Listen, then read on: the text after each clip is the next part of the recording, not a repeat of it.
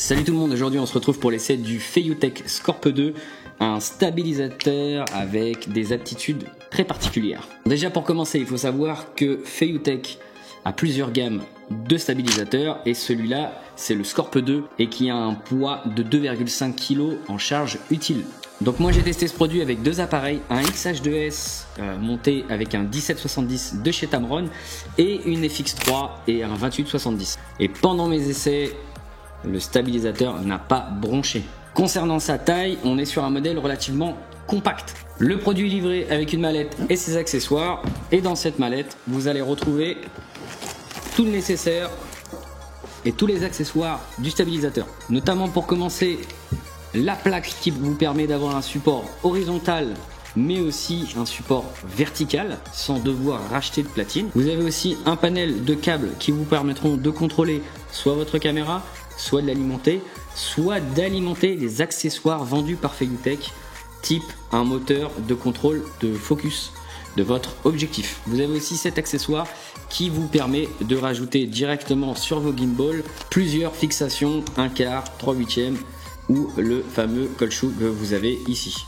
Donc le support principal vous permet de passer du mode horizontal au mode vertical en un clic. Donc comme pour tous les stabilisateurs, pour pouvoir calibrer votre gimbal, il faut verrouiller tous les axes de haut en bas et les déverrouiller au fur et à mesure. Une fois que vous l'avez calibré en fonction de votre caméra plus votre objectif, il vous suffit simplement de l'allumer. Une fois que vous l'avez allumé, je vous conseille d'utiliser l'auto-adaptation directement sur le gimbal. Vous pourrez réaliser une stabilisation qui vous permettra d'être vraiment précis. Il va faire des tests sur les 3 axes et il va vraiment vous calibrer en fonction du poids que vous avez mis dessus. Ensuite, ce qui va vraiment le différencier des autres, ça va être forcément sa poignée qui est vraiment ergonomique. Donc vous avez quelque chose comme ça et en fait vous pouvez régler, donc tourner et régler en même temps. Ça vous permet vraiment de l'utiliser. Honnêtement, le joystick, moi je l'utilise très peu parce que je le trouve à chaque fois sur d'autres gimbals très compliqué. On est sur la poignée centrale, on a le poids du gimbal et en plus il faut diriger. Je l'utilise rarement à part pour calibrer une vue et après voilà, je recalibre, je remets et je le mets en fonction. Là vous pourrez complètement l'utiliser et tourner en même temps. Et ça je trouve ça fou quoi. Et ensuite grosse amélioration par rapport aux autres stabilisateurs, c'est cette roulette là. Cette roulette, elle est vraiment précise quoi. Donc vous pourrez choisir sur la molette les 3 axes et ça c'est incroyable parce que en fait ça vous permet de faire des plans que vous pourrez pas faire avec d'autres gimbals. Vous allez avoir la commande devant qui va vous permettre de bouger votre nacelle et ensuite vous pourrez affiner votre mouvement avec la roulette. Franchement, moi ça a été bluffant. Moi franchement c'est un des trucs que j'ai vraiment adoré. Avec ce bouton là vous allez pouvoir choisir ce que la molette va contrôler. Si je fais un appui dessus, je passe sur un autre axe, je rappuie dessus, je passe sur un autre axe. En fait globalement vous allez avec ce bouton là contrôler l'axe que vous souhaitez directement. Ensuite vous avez d'autres boutons devant avec des positions A et B. Ça vous permet de lui dire. Par exemple, je vais lui demander, voilà, je vais lui dire que ici tu es en position A, il suffit de rester appuyé sur le bouton, et que ici tu es en position B. Et si j'appuie sur les boutons A et B qui sont derrière, et en fait il va faire un travelling en fonction de la position A à la position B. Et une fonction très spéciale et qui pour moi je trouve ça juste dingue, c'est la reconnaissance et le tracking IA avec des gestes. Bon au début je me suis dit c'est gadget et ça va me servir à rien.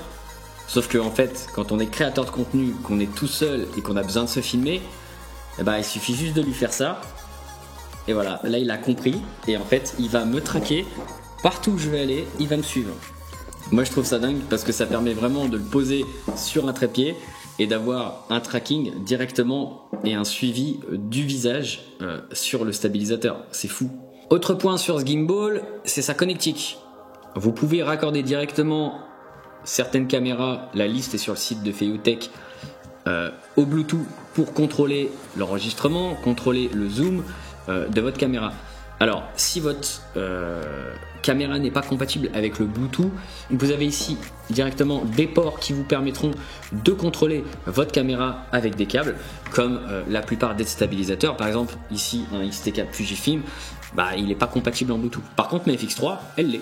Donc le Scorp 2, vous pourrez le trouver aux alentours de 300 €, et clairement, pour moi, il n'y a pas trop de concurrence. C'est-à-dire que vous allez pouvoir stabiliser jusqu'à 2,5 kg, vous allez avoir une poignée intégrée, vous allez avoir le tracking IA qui est intégré sans application, vous allez avoir des choses un petit peu que je ne vous ai pas montré, mais par exemple si vous avez besoin de traquer et de stabiliser sans la poignée, et en fait vous avez des ergots ici, des petites pattes qui viennent directement, et donc il vous suffit d'enlever ça, et vous avez en plus un autre mode de fonctionnement, votre gimbal. Concernant la batterie, vous pouvez le recharger en USB.